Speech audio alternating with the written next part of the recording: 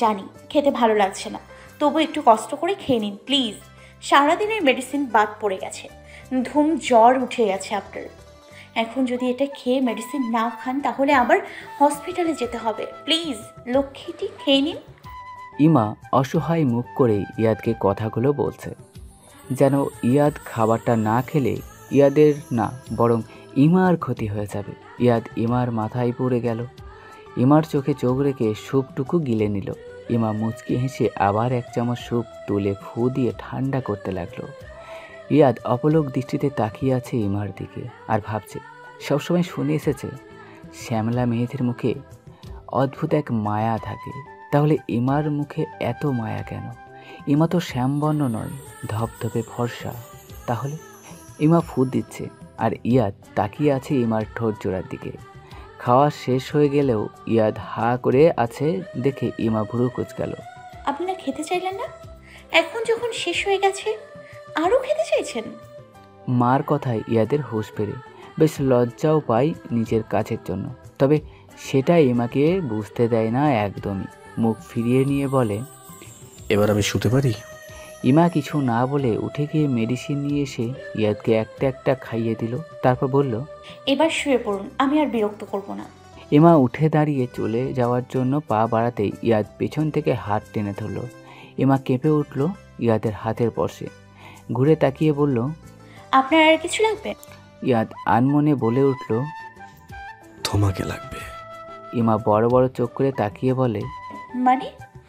ইয়াদ চোখ বন্ধ করে বলে, মাথাটা ব্যথা করছে, একটু হাত বুলিয়ে দেবে?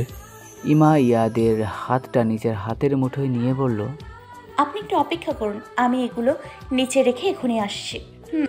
ইয়াদ কিছু বলল না। ইমা খাবারের ট্রে নিচে নিয়ে গেল। রুমে এসে দেখে ইয়াদ আগের মতোই শুয়ে আছে। ইমা আস্তে করে কপালে হাত রেখে বুঝতে পারল জ্বরটা বাড়ছে। ইমা কিছু না ভেবে জলপট্টি দেওয়া সব নিয়ে এসে ইয়াদের কপালে জলপট্টি দিতে লাগলো। ইয়াদ হালকা কেঁপে কেঁপে উঠছে একটু পরপর। ইমার ভয় লাগছে ইয়াদের এভাবে জ্বর বাড়তে দেখে। ইয়াদকে দেখে মনে হচ্ছে না তার কোনো দিকে হুঁশ আছে। ইমার মনে পড়ল ডক্টর বলেছিল জ্বর আবার বাড়লে জলপট্টি দেওয়ার সাথে শরীরেও মুছে দিতে। ইমা ইয়াদের গা থেকে ব্ল্যাঙ্কেট সরাতে ইয়াদ শীতে কেঁপে উঠে ইমার হাত আঁকড়ে ধরল। শরীর মুছতে হলে ইয়াদের গায়ের টি শার্ট খুলে নিতে হবে, কিন্তু ইমা বেশ ইস্তস্ত বোধ করছে। ইমা ইয়াদের ধরা হাতের দিকে তাকালো, কি করবে বুঝতে পারছে না। চোখ বন্ধ করে সাহস বাড়িয়ে নিল আর মনে মনে ভাবল ইয়াদ কোনো পরপুরুষ নয়, তার স্বামী, তাই তাকে এটা করতেই হবে। ইয়াদ চোখ পিটপিট করে তাকাচ্ছে ইমার দিকে। এতে ইমার অস্বস্তি আরও বেড়ে যাচ্ছে। তবুও কাঁপা হাতে ইয়াদের গা থেকে টি শার্ট খুলে স্পঞ্জ ভিজিয়ে গা মুছে দিতে লাগলো। ইমার হাত খুব কাঁপছে, তবু ইমা নিজের কাজ করে যাচ্ছে। গা মুছিয়ে দেওয়া হলে ইমা যেন হাঁপ ছেড়ে বাঁচল। টি শার্ট পরিয়ে দিয়ে আবার বেডে শুইয়ে দিল ভালো করে, আর জলপট্টি দিতে লাগলো। এভাবে অনেকটা সময় পর ইয়াদ ঘামতে শুরু করলো। ইমা কপালে হাত দিয়ে বুঝতে পারলো তাপমাত্রা ধীরে ধীরে কমে আসছে। ইয়াদও ঘুমিয়ে পড়লো জ্বর কমতে শুরু করলে। তবে ইমা জলপট্টি দেওয়া বন্ধ করলো না। বেডে শুয়ে এপাশ ওপাশ করে যাচ্ছে কথা। কিছুতেই ঈশানের বলা কথাগুলো ভুলতে পারছে না সে। যারা ভালোবাসার কাঙাল তাদের পক্ষে ভালোবাসা পেয়ে ফিরিয়ে দেওয়া কতটা যন্ত্রণায় সেটা হাড়ে হাড়ে বুঝতে পারছে কথা। ঈশান তখন তাদের বাড়ির রাস্তায় না গিয়ে অন্য রাস্তায় গেলে কথার মনে সন্দেহ জাগে। আপনি এদিকে কোথায় যাচ্ছেন? এটা তো আপনাদের বাড়ির রাস্তা নয়। ঈশান মুচকি হেসে বলল, কেন ভয় করছে? কথা থতমত খেয়ে বলল, ভয় করবে কিসের জন্য? আজগুবি কথাবার্তা। ঈশান দুষ্টুমি করে বলল, কেন ভয় করছে না? তোমার তো ভয় পাওয়া উচিত। কথা আমতা আমতা করে বলল, কেন ভয় পাওয়া উচিত? ঈশান কথাকে ভয় দেখানোর জন্য বলল, এখন আমি যদি তোমাকে কোনো নিরিবিলি জায়গায় নিয়ে খুন করে গুম করে দেই? কথা ভয় পেলেও প্রকাশ করলো না, বরং আগের মতো আমতা আমতা করেই বলল, আমাকে খুন করে আপনার কোনো লাভ হলে এই ভয় পাওয়া উচিত হতো, কিন্তু আমাকে খুন করে আপনার 10 পয়সার লাভ হবে না, বরং বিপদ হবে, তাই এটা ভাবার কোনো কারণ নেই। ঈশান দুষ্টু হেসে বলল, কে বলেছে লাভ নেই? কথা বুঝতে না পেরে বলল, মানে আমাকে মেরে আপনার কি লাভ হবে? ঈশান সিরিয়াস মুড নিয়ে বলল, একটা মেয়ের থেকে একটা ছেলের কি লাভ হতে পারে জানো না নাকি তুমি? কথা এবার ভয়ে কেঁপে উঠল। মুখ দেখে মনে হচ্ছে এক্ষুনি কেঁদে দেবে। ঈশান বেশ মজা পাচ্ছে কথার এমন রিয়াকশন দেখে। ঈশান কথার ভয়টা বাড়ানোর জন্য কথার পা থেকে মাথা পর্যন্ত স্ক্যান করছে। কথা ভয়ে নিজের গায়ের জামা খামচে ধরে আছে শক্ত করে। এরপর ধীর গলায় বলল, আমি বাড়ি যাব, প্লিজ আমাকে যেতে দিন। ঈশান মুচকি হেসে বলল, আরে আমি কি গুন্ডা নাকি? আমাকে এভাবে বলছো কেন? তোমাকে অবশ্যই বাড়ি পৌঁছে দেবো। তার আগে আমি যেটা করতে চাই। ঈশানের কথা শেষ হওয়ার আগেই কথা বলল। ঈশান কথার দিকে তাকিয়ে বলল, করতে চাই না। মানে যা বলতে চাই সেটা বলে নিই, তারপর বাড়ি পৌঁছে দেবো। কথা বলল। আমি কিছু শুনতে চাই না, আমি বাড়ি যাব এখনই। কথা চলন্ত গাড়ির দরজা খুলে নামতে চাইলে ঈশান এক হাতে কথাকে আটকায় আর অন্য হাতে গাড়ির কন্ট্রোল করার চেষ্টা করে। ঈশান রেগে বলল, তুমি পাগল হয়ে গেলে নাকি? চলন্ত গাড়ি থেকে নামবে তুমি? কথা কাঁদো কাঁদো গলায় বলল, আপনি আমাকে এখন না নামালে চলন্ত গাড়ি থেকে লাফ দেব। কথা ঈশানের সাথে ধস্তাধস্তি শুরু করলে ঈশান বাধ্য হয়ে গাড়ি সাইড করে থামায় আর সাথে সাথে কথা গাড়ি থেকে নেমে উল্টো পথে হাঁটা শুরু করে। ঈশান তাড়াতাড়ি নেমে পেছন থেকে হাত টেনে ধরে। কথা পেছনে করে নিচের হাত ছাড়ানোর চেষ্টা করে বলে, আপনি আমার হাত না ছাড়লে আমি কিন্তু চিৎকার করব। ঈশান এবার সত্যি সত্যি রেগে গেল আর কথাকেও কোলে তুলে গাড়ির ব্যাক সিটে শুইয়ে দিল। নিচে কথার দিকে ঝুঁকে একদম কাছাকাছি চলে এলো। কথা ভয়ে থরথর করে কাঁপছে।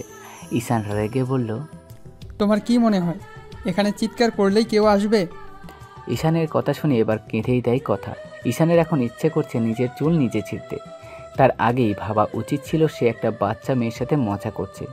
ঈশান চোখ বন্ধ করে নিজের রাগ কন্ট্রোল করে নিল। এখন রাগ করলে সব উল্টো হয়ে যাবে ভেবে রাগ কন্ট্রোল করার চেষ্টা করে। ধীরে ধীরে চোখ খুলে তাকায় কথার দিকে। মেয়েটা চোখ ফুলিয়ে বাচ্চাদের মতো ফুপিয়ে কান্না করে যাচ্ছে। চোখের পাপড়িগুলো ভিজে চিকচিক করছে পানির কণা। ঈশানের ঘোর লেগে গেছে কথার দিকে তাকিয়ে। অনেক সময় পর ঈশানের কোনো সারা শব্দ না পেয়ে পিটপিট করে তাকালো কথা। তাকাতেই দেখলো ঈশান ঘোর লাগা দৃষ্টিতে তার দিকে তাকিয়ে আছে।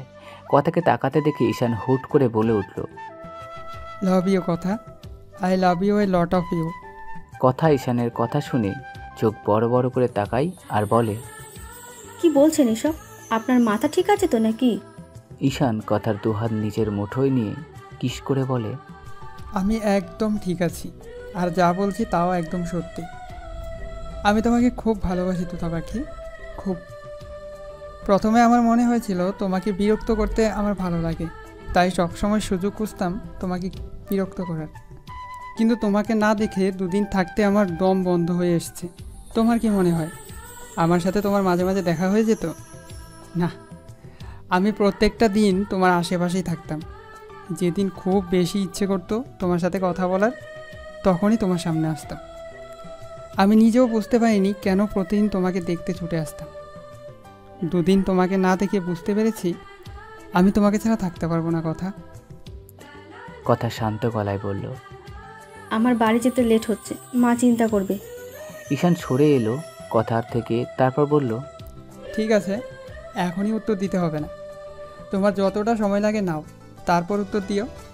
কথা কিছুই বলল না। ঈশান ব্যাক সিট থেকে নেমে ড্রাইভিং সিটে এসে বসলো। কথা নিজের বিস্ময় কাটিয়ে সামনের সিটে এসে বসলো। এখনও বিশ্বাস হচ্ছে না ঈশানের একটু আগের বলা কথাগুলো। দুজনই চুপচাপ বাকিটা রাস্তা পাড়ি দিল। কথার বাড়ির সামনে এসে গাড়ি থামাতেই কথার সামনের দিকে তাকিয়েই বলল, আপনি আমাকে যে কথাগুলো বলছেন সব ভুলে যান, আমিও ভুলে যাব। এটা আপনার কোনো ভালোবাসা নয়, ক্ষণিকের মোহ, যা একটা সময় কেটে যাবে। আমার জায়গায় অন্য কেউ হলে হয়তো খুশিতে আত্মহারা হয়ে অ্যাকসেপ্ট করে নিত, কিন্তু আমি বরাবরই বাস্তববাদী মানুষ। ছোটবেলা থেকে বাস্তবতা মেনে নিয়ে বড় হতে শিখেছি, তাই আপনাকে অ্যাকসেপ্ট করা আমার পক্ষে সম্ভব নয়। একটা সময় যখন আপনার সমাজের মানুষ বলবে আমি আপনার যোগ্য নই, আপনার বন্ধু মহলে আমাকে নিয়ে হাসাহাসি হবে, তখন আপনারও মনে হবে ভুল করেছেন। আমি বামুন হয়ে চাঁদ ধরার স্বপ্ন দেখি না মিস্টার ঈশান হামিদ। ভালোবাসার কাঙাল হলেও আত্মসম্মান বিসর্জন দিতে আমি রাজি নই। আমার জীবনে আমি এমন কাউকে চাই যে আমাকে কখনো তার অযোগ্য মনে করবে না। আশা করি আজকের কথাগুলো এই পর্যন্ত থাকবে। আপনাকে রিজেক্ট করার মতো যোগ্যতা আমার নেই, তাই রিজেক্ট করার অপরাধে প্রতিশোধ নিতে আসবেন না আবার। আমি আপনার যোগ্য নই বলে নিজেকে গুটিয়ে নিচ্ছি, তাই আশা করব আপনার ইগো হার্ট হয়নি। ভালো থাকবেন আর নিজের যোগ্য কাউকে ভালোবাসবেন, অযোগ্যকে নয়। কথাগুলো বলে এক মুহূর্ত দেরি না করে বাসার ভিতরে চলে গেল কথা। ঈশান পাথরের মূর্তির মতো বসে আছে। কথা এতক্ষণ কি বলে গেল সব যেন ঈশানের মাথার উপর দিয়ে গেল। এত কম বয়সে এতটা ম্যাচিওর কথাবার্তা কিভাবে বলতে পারে বিশ্বাস করতে পারছে না ঈশান এখনো। কথা বেড থেকে উঠে দাঁড়ালো, কিছুতেই ঘুম আসছে না তার। ঈশানের দুষ্টুমিগুলো কথার চোখে ভাসছে। কথা ঈশানকে পছন্দ করে না এমনটা নয়, প্রথম থেকে ঈশানকে ভালো লাগে তার, তবে সেটাকে কখনো নিজের মনকে প্রাধান্য দিতে দেয়নি কথা। ঈশানের পাশে দাঁড়ানোর মতো যোগ্যতা কথার নেই, তাই এসব ভালো লাগা ভালোবাসা তাকে মানায় না। একটা বিষয় ভেবে পাচ্ছে না ঈশান কিভাবে তাকে পছন্দ করতে পারে। কথা ধীর পায়ে ছাদের উদ্দেশ্যে রওনা হলো। অন্ধকারে ভয় পায় না, কারণ অন্ধকারের সাথে তার খুব মিল। দুজনেই কালো, আর দুটোই মানুষের অপছন্দ। রাত গভীর হয়ে গেছে, ব্যস্ত শহরটা নীরবতায় ছেয়ে গেছে। এমা ফ্লোরে বসে বেডে মাথা রেখে ঘুমিয়ে আছে, আর তার দিকে মুগ্ধ দৃষ্টিতে তাকিয়ে আছে ইয়াদ। যতদিন যাচ্ছে ততই মেয়েটার প্রতি মায়া বেড়ে চলেছে। শুধুই কি মায়া, ইয়াদের ইচ্ছে করছে নিজের মনের অনুভূতিগুলোকে অন্য একটা নাম দিতে, কিন্তু ইয়াদ বড্ড ভয় পায় বিশ্বাস করতে, ভালোবাসতে।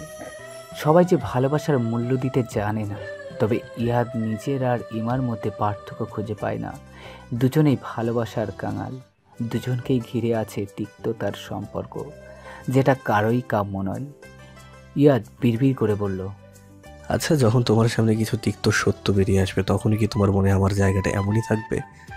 যখন জানতে পারবে তোমার জীবন এতটা এলোমেলো হওয়ার পিছনে আমার পরিবার দায়ী, তখনও কি তোমার আমার সম্পর্কটা এমনই থাকবে, নাকি আরও তিক্ততায় তলিয়ে যাবে?